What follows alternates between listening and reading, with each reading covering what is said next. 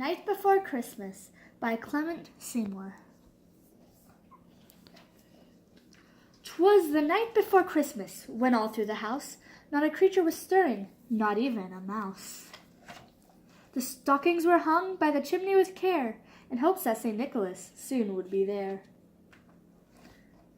The children were nestled all snug in their beds, while visions of sugar plums danced in their heads, and Mamma in her kerchief and I in my cap had just settled down for a long winter's nap.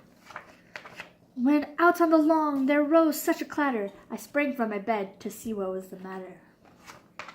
Away to the window I flew to it like a flash, tore open the shutters and threw up the sash. The moon on the breast of the new fallen snow gave a luster of midday to objects below. When what to my wondering eye should appear but a miniature sleigh and 8 tiny reindeer, with a little old driver so lively and quick, I knew in a moment it must be St. Nick. More rapid than eagles his course they came, and he whistled and shouted and called them by name. Now Dasher, now Dancer, now Prancer and Vixen, on Comet, on Cupid, on Donner and Blitzen.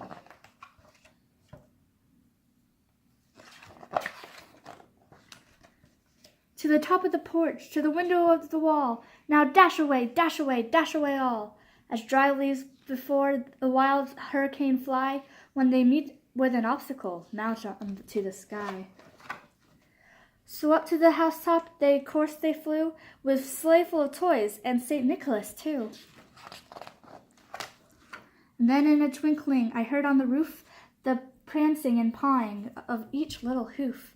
As I drew in my head and was turning around, down the chimney St. Nicholas came with a bound. He was dressed all in fur from head to his foot, and his clothes were all tarnished with ashes and soot. A bundle of toys he had flung on his back, and he looked like a peddler just opening his pack. His eyes, how they twinkled, his dimples how merry, his cheeks were like roses, his nose like a cherry. His doll-like mouth was drawn up like a bow, and his beard on his chin was as white as the snow. The stump of a pipe he held tight in his teeth, and the smoke encircled his head like a wreath. He had a broad face and a little round belly that shook when he laughed like a bowl full of jelly. He was chubby and plump, a right jolly old elf, and I laughed when I saw him, in spite of myself. A wink of his eye and a twist of his head soon gave me to know I had nothing to dread. He spoke not a word, but went straight to his work, and filled all the stockings, then turned with a jerk, and laying his finger aside of his nose, and gave a nod, up the chimney he rose. He sprang to his sleigh to give his team a whistle, and away they all flew, like the down of a thistle. But I heard him exclaim as he drove out of sight, "Merry Christmas to all, and to all a good night."